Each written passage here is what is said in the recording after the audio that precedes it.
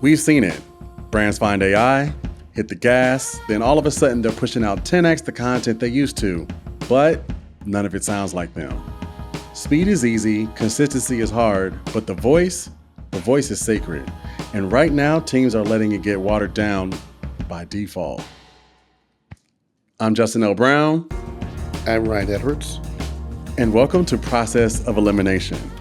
Today, we're diving into the biggest threat to marketing teams since the age of AI, losing your voice while scaling your output. So I have a general Kickstarter question for you. What do you notice when teams are using AI, but in that process, they are kind of losing their voice? For me? For you? The M-dash. I hate the M-dash. You know what?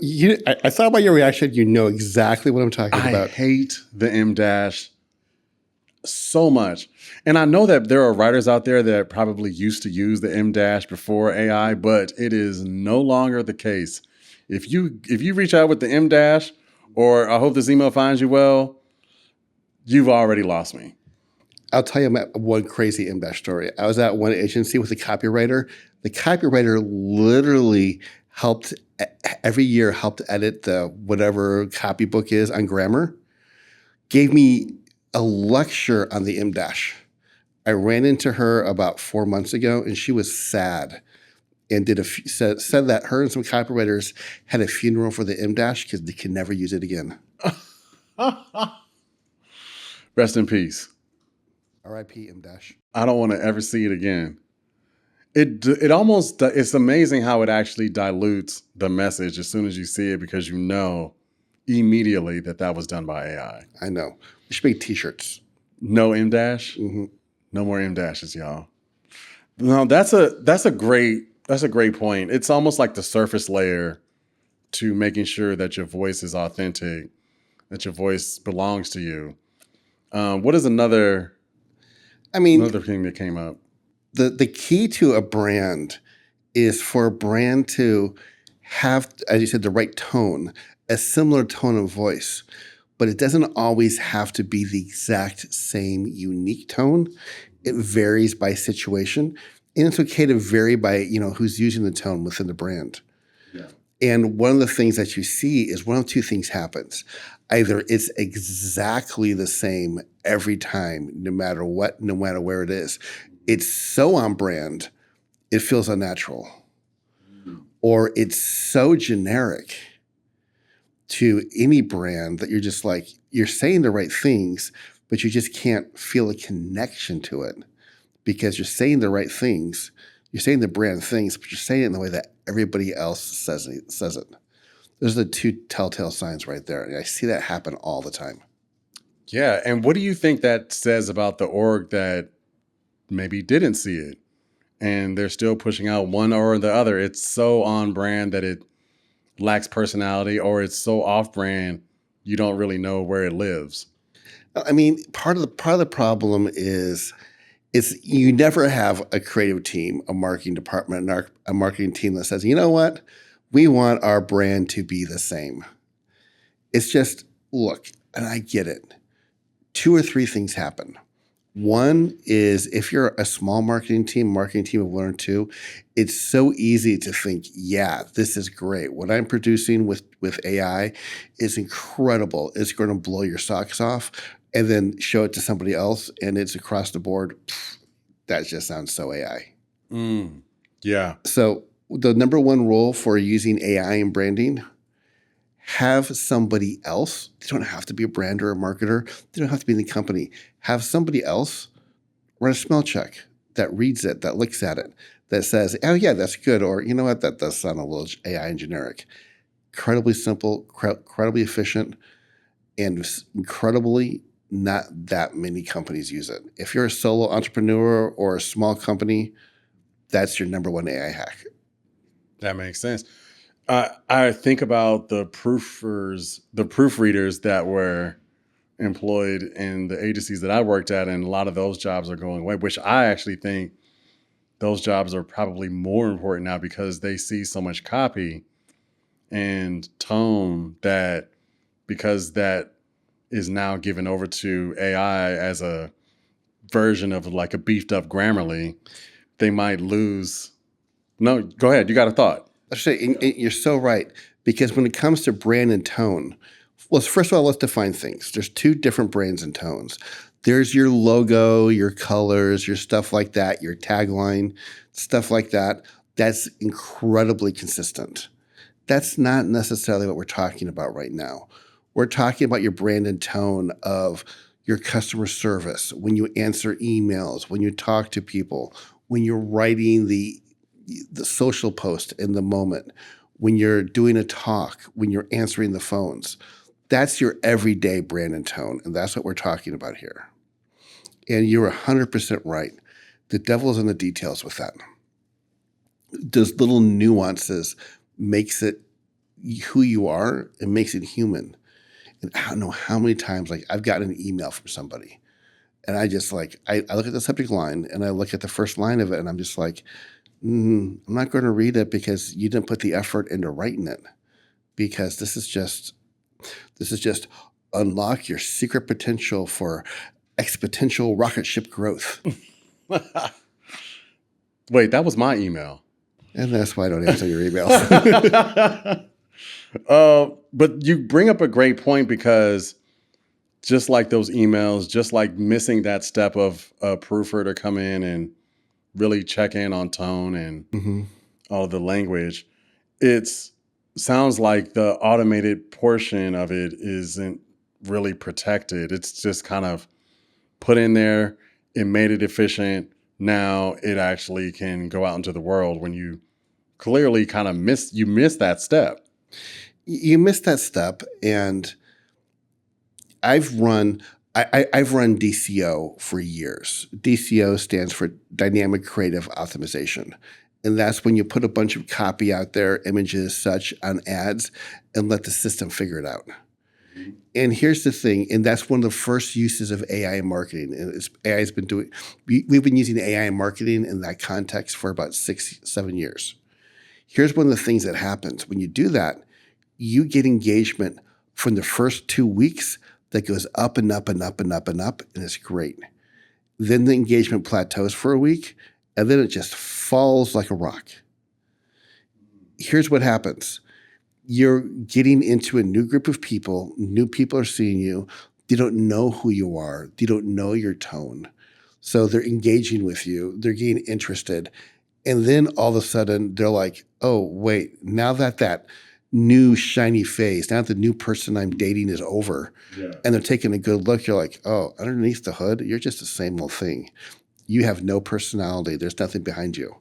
And that's why you have that jump off the cliff. Do you think that actually comes from the fact that the voice isn't refreshed every time? Because as you're talking about this, it's like the customer is starting to anticipate what they're getting from you before you send it out. If it's too laser focused on the message. Or not the message. Let me rephrase that. It's not laser focused on the message, but laser focused on a certain specific type of tone that doesn't have any type of variability to it. Yeah, it's a person's mind is the most complex form of intelligence, of a computer, of insights ever seen in the world. A person can look at something and not put their finger on why, but they'll understand tone. They'll understand nuances. If you give just small variations in phrasing of 3 or 4 different sentences about the same subject from 4 companies and their brands, with a person ever knowing the brand, they will intuitively be able to draw out of that elements of the brand. Oh, this brand cares about sustainability. Oh, this brand cares about diversity. Oh, this brand just cares about making money. They'll get that from 1 or 2 sentences without ever directing it. We're intuitively able to do that. And then what happens is if you give enough AI copy that is just pure AI copy to a person, they'll get that feeling. They'll know this is just more AI copy. And this is what we've talked about in other podcasts. Just because you can doesn't mean you should. Put a person in the loop. AI is there to help you be more efficient and to be better, but AI is not there to do all the work. That brings me to my next question, actually. How would you ensure to preserve your voice and potentially increase output? That's a good question. Let me preface with this. So I remember we did early on in our friendship, you did a workshop and you went through personas. And the idea of a persona, I only implemented that when I had some sort of high stakes thing that was going on. So my youngest sibling, their persona that they embody in life when it comes to presenting is Oprah Winfrey. My persona is closer to Don Draper and Mad Men. And taking on that persona, I'm still me, but now I can tap into certain characteristics that, these characters in our lives that we don't know super well. We just know how they present. I looked at the workshop that you did and I was like, oh, wait a minute. I can actually take some of these personas from a David Ogilvy or a Don Draper and make an amalgamation of the best portions of that and inject that into the writing and the communication that I needed to do. What does that look like on an enterprise level? We had a project lately, and I'll break this project down, where we were making content, thought leadership content for a company. And it was through multiple of the stakeholders for the company's perspective, but also for the company. So we had to have the company's brand. We had to have the personal brand for each person captured, as well as we had to be in tune with what the market wanted. So here's how we did it. We got the brand Bible for the company, and then we recreated the brand Bible into a AI branding guide, where we told it specific nuances for AI, like never start with a question. Never start with something a sentence with under 3 words. Items like that we knew that went against the brand. Then what we did is we talked to and interviewed each of the key stakeholders, brought that back into AI and created a GPT for each one, where we took the company's brand guidelines as well as the AI brand that we created. And then we used AI to dissect the person's personal speaking patterns. And we had it make formulas on how they spoke. Then we loaded that into the AI. Then we asked the person, who are 2 or 3 people, like you just said, Don Drapers or movie characters and stuff like that you want your style to be like. And we uploaded that into the GPT. Then we were able to produce content in the tone of the person. And that process right there worked incredibly good. We got it 90% there, which was great. But that 10%, the devil's in the details. That's where people notice. So still, for that last 10%, everything we produced, we sent it to the person to edit it. And it's not like they did massive. There was maybe a 4,000 word document. They didn't edit the whole thing. They maybe changed 40 words in the entire document, but those 40 words really mattered, and that pushed it over the top. So you see what our process was? Our process was brand guidelines, AI brand guidelines, then make a brand guideline for the person, then bring in who they wanted the brands to emulate, then create, then add the human touch. That's great.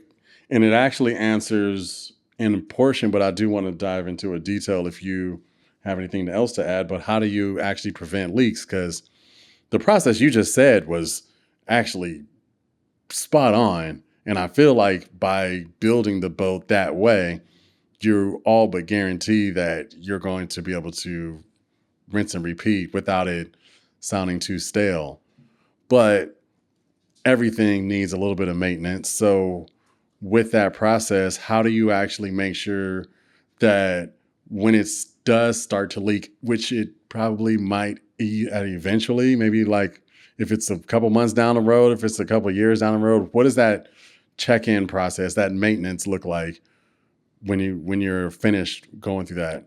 Whenever we create a system like that, whenever we do anything like that, we have a monthly cadence Okay. for a custom GPT, a project, anything like that, where we update it, where we revise it, where we refresh it, where we make sure that it's right, and we audit it once a month to realign it. In this case, once a month, part of it is re-inputting some more dialogue because ChatGPT and the AI got trained too much on the dialogue that we had in there and started to make it too repetitive.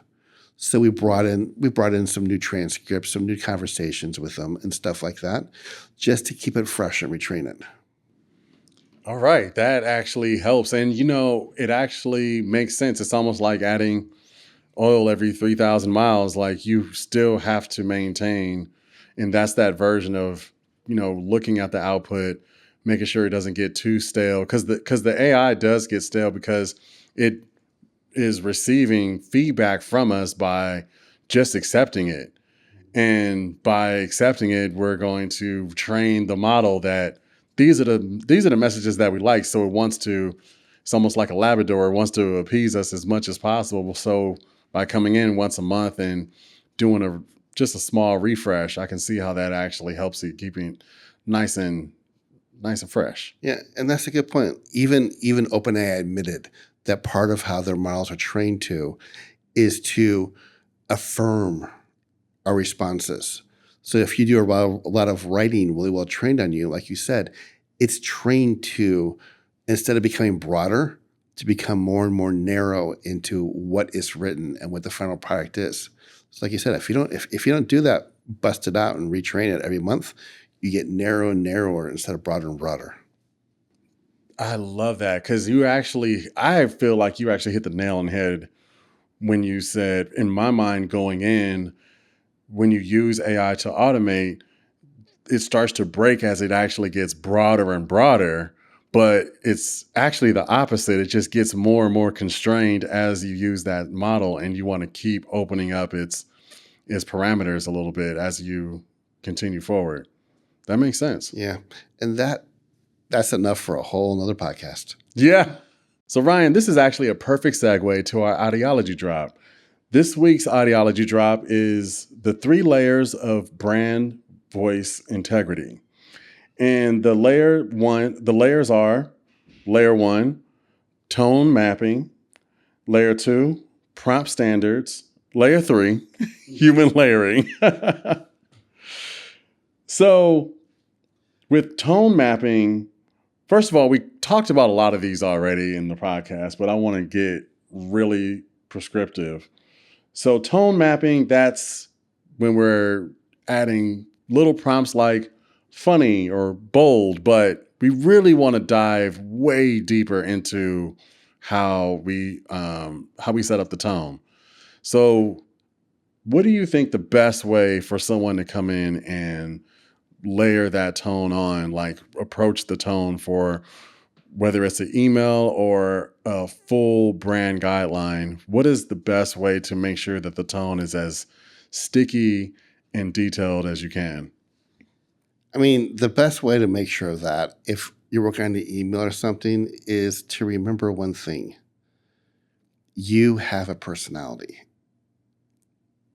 Don't give that up to whatever AI you're using. Use AI to help you write it, but at the end of the day, put your personality into it. That's where most people fail is they use AI as a crutch, not a tool, and they lose their personality in the mix. So as someone that I want to think of myself as an individual as much as possible, but I also have a limited amount of time, how do I make sure that I'm being as efficient as possible, but also I'm as unique as I can with the tone? So yes, I want to put in my own personality and I wanted to make sure that it all sounds like me, but I also want to get this thing out in 5 minutes or less, or I need to send this out to get to the next thing. So in my mind, I have some parameters that are already set that speak to the way I speak. What is the best way to set up the mapping for that? Like, yes, if you got time, we definitely want to make sure it sounds like us. But if you don't have time, what does it look like on that side? Part of what you can do for that is have a collection of personal prompts. Spend a little bit of time up front, once a month, once every quarter, and add it in. So if you're going to, if you're short on time, you say, I got to get this out, and it's really, not that. It's really just an email. I got the door. Have some prompts in the can ready for you in a spreadsheet that defines your tone a little bit more. Hey, have a prompt that says, hey, to make this more like me, do this. I like these. I like to use these 6, 7, 10 words. Have that prompt just ready to go, so you can just copy and paste it right in. And maybe we can even have something for them on the website to help them write that prompt. Indubitably. See, that's the word that I use so much that I was directed ChatGPT to always use the word indubitably. There's a commercial that uses indubitably. I did not know that, but indubitably there is. There is. You got to look it up. It's indubitably delicious. It's a cereal brand. Didn't make it. I think the word just went over kids' heads. But what you said makes perfect sense. The tone isn't just the feel, it's the structure. And spending some time building out that structure is going to save time in the long run, but also know when to use that structure. Right. And you know what? You are 100% right, Justin. We easily can have a couple prompt guides and a personal AI tone guide to help anybody better create that personal brand and tone that they can have at their fingertips whenever they want to make their life a little bit easier and faster. This brings us to layer 2, which is prompt standards. And prompt standards are, like you said, having key phrases or avoiding key phrases, tone anchors, format preferences. I'm going to tell you my number one trick that I personally do all the time. Okay. I'll always add it to it because I have a thing for song lyrics and song quotes. I quote song lyrics all the time. So I'll say, and by the way, ChatGPT, here's the vibe that I'm feeling for this email. And I'll throw in a song lyric. Totally random. And you'll be surprised because all that it needs sometimes is just a little bit of nudge to break the cycle and break the formula. And that will just make sometimes like, hey, hey, ChatGPT, here's the vibe that I'm feeling today. You got what I need, but you said he's just a friend. You said he's just a friend. Yeah. I'll put that in and it'll change the entire vibe. It'll hit it that much more. We've been friends for way too long for you to have never told me this. I'm using this immediately. Wait, for free for me to tell you that, yeah, you got what I need, but you said he's just a friend? That's semantics. But actually, that resonates with me so much because I have so many song lyrics in my head, randomly, commercials I have in my head as well. So to be able to pull from music, television, movies, commercials as the vibe will automatically push the writing into a more creative, more unique space. Right. Just this one caveat. Never use country because then it just gets really depressing. Ah, yes. Somebody's going to lose a pickup truck somewhere. Yep. Your dog's going to die. Your daughter's going to die? Your dog is going to die. Oh, dog. your girlfriend's going to leave you.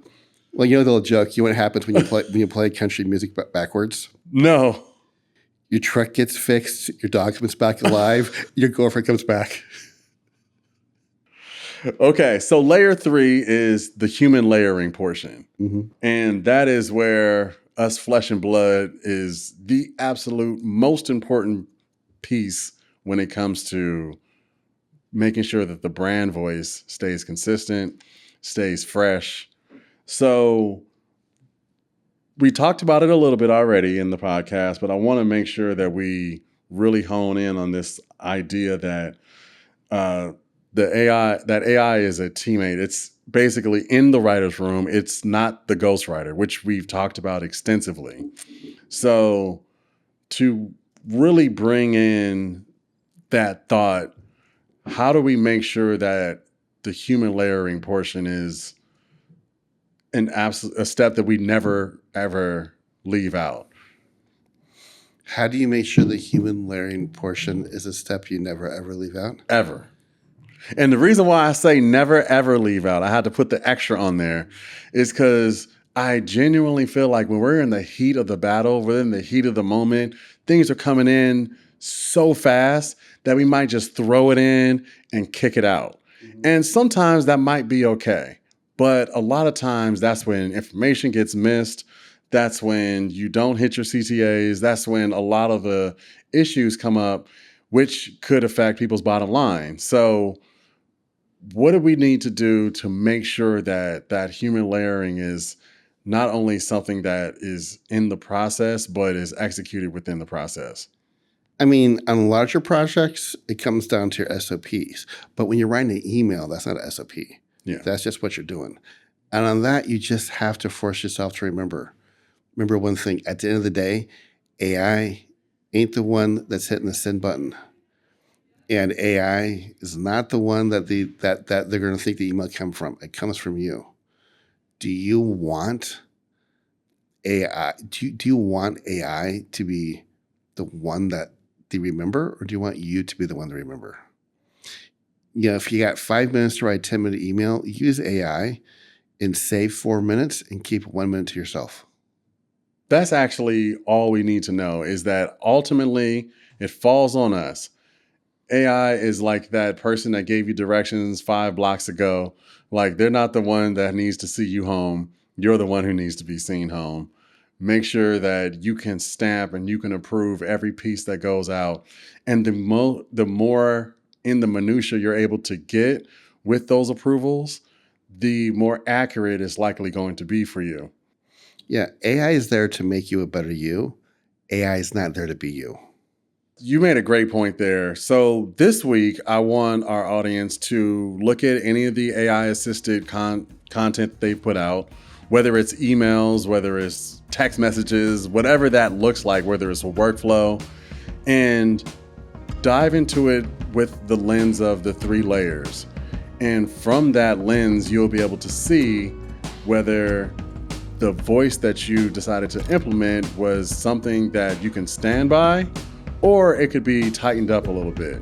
More importantly, if you want to scale your brand, scale your communication, even on a personal level, one-to-one, one-to-many in social networks, across the team, or make sure that your company has a consistent brand, but also a personal brand for each person, there's solutions. There's ways to do that. There's ways to make sure that you're always combining that with authenticity. We're here for you. Next week, we're talking about the mirage of efficiency, how automation can actually slow you down, and how to build AI systems that don't just look slick, but actually saves time where it matters. Thank you for watching Process of Elimination.